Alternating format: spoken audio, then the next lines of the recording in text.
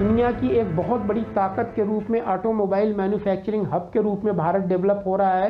इस सेक्टर का लगभग 7 to 7.5% कंट्रीब्यूशन देश की जीडीपी में होता है। और पिछले 10 सालों से इंफ्रास्ट्रक्चर का जो ग्रोथ हो रहा है, रोड बन रही है, हाईवे बन रही है और बहुत ऊंचे ऊंचे मकाम जो है पिछले 10 सालों में हम लोगों ने भारतीय सरकार ने आर्थिक मोर्चे पर हमारे देश की बेहद ही सुखद तस्वीर निकलकर सामने आ रही है। मेड इन इंडिया प्रोडक्ट्स का डंका पूरी दुनिया में बज रहा है, जिससे न सिर्फ देश के खजाने में बढ़ोतरी हो रही है बल्कि युवाओं को रोजगार भी मिल रहा है। देखिए रिपोर्ट।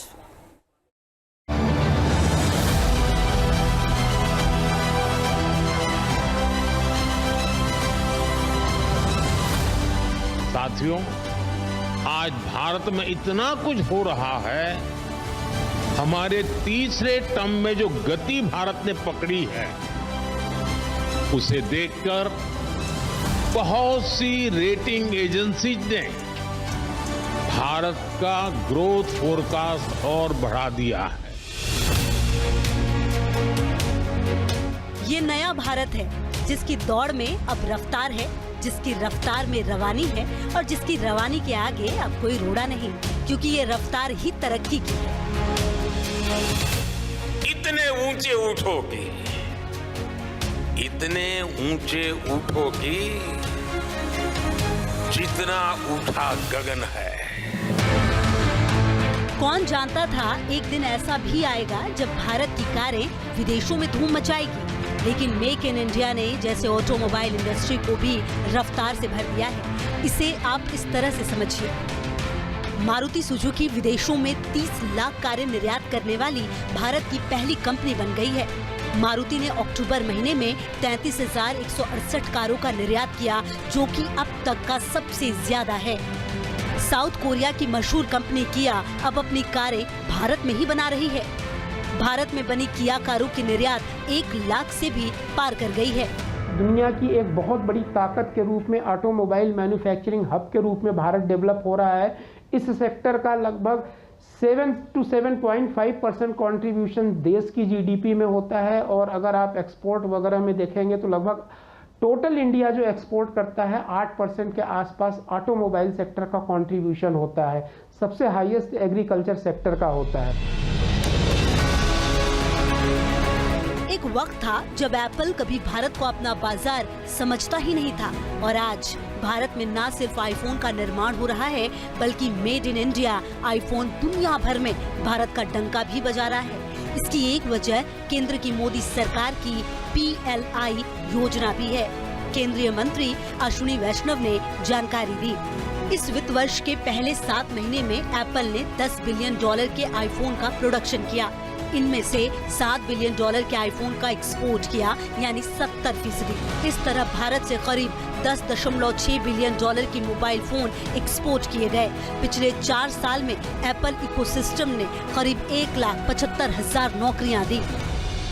पिछले 10 सालों से इंफ्रास्ट्रक्चर का जो ग्रोथ हो रहा है, रोड बन रही है, हाईवे बन रही है और बहुत ऊंचे ऊंचे मकाम जो है पिछले 10 सालों में हम लोगों ने भारतीय सरकार ने अचीव किए हैं। लगभग सब जगह हाईवे हो गए हैं, रेलवे का पुनरुद्धार हो रहा है, स्पीड बढ़ रही है। आप देखिए हवाई अड्डे बहुत तेजी से बढ़ रहे हैं। तो इंफ्रास्ट्रक्चर जो होता है ये वो प्लेटफॉर्म होता है, ये वो ट्रैक होता है जिसपे कि इकोनॉमी बूस्ट करती है। ग्लोबल परिवेश में देखा जाए तो दुनिया को ये लगने लगा है कि भारत भी ग्लोबल इंफ्रास्ट्रक्चर के लेवल को कॉम्पीट कर रहा है, मैच कर रहा है। अब भारत पहले वाला भारत नहीं रहा जहां कभी दुनिया के निवेशक आने से कतराते थे। अब तो आलम है कि दुनिया भर की कई बेहतरीन कंपनियों की फैक्ट्रियां सामान भारत में बनाकर विदेशों में निर्यात कर रही। इससे न सिर्फ देश की इकोनॉमी को रफ्तार मिल रही बल्कि बड़ी संख्या में रोजगार के भी मौके खुल रहे हैं। Staffing firm team lease services ने भारत में नई नौकरियों को लेकर एक बेहद ही सुनहरी तस्वीर पेश की है। रिपोर्ट के मुताबिक अक्टूबर 2025 तक भारत में नए रोजगार में 7.1% की बढ़ोतरी हो सकती है। करीब 59% एम्प्लॉयर कंपनियां अपने वर्क फोर्स को बढ़ाने की तैयारी में जुटी हैं। न सिर्फ प्राइवेट सेक्टर में बल्कि पब्लिक सेक्टर में भारत की कंपनियां दिन रात फल फूल रही हैं, जिससे नए रोजगार मिल रहे हैं। अब रेलवे को ही ले लीजिए, पिछले एक दशक में यानी साल 2014 से लेकर अब तक रेलवे ने अकेले 5 लाख नए कर्मचारियों की भर्ती की है, जो रिकॉर्ड है। सारे सेक्टर में, डेवलपमेंट सेक्टर में देखा जाए, अगर हाउसिंग हो गया, इंफ्रास्ट्रक्चर वगैरह हो गया, तो सभी सेक्टर में बहुत ज़बरदस्त ग्रोथ होगा, क्योंकि सारे सेक्टर इंटरलिंक्ड होते हैं। और जब ग्रोथ होती है तो कंज्यूमर की इनकम, एक पॉपुलेशन की जो इनकम होती है, एक आम आदमी की इनकम बढ़ती है, तो उसका एक्सपेंडिचर यानी बाइंग कैपेसिटी भी उसकी बढ़ती है, खर्च करने की क्षमता भी बढ़ती है। तो जो एक इकोनॉमिक साइकिल होता है वो बूस्ट होता है। न सिर्फ जमीन पर बल्कि नया भारत आसमान में भी नए नए कीर्तिमान बना रहा है। एक वक्त था जब आम आदमी के लिए हवाई यात्रा एक सपना था। अब हर महीने हवाई यात्रियों की संख्या में लगातार इजाफा हो रहा है।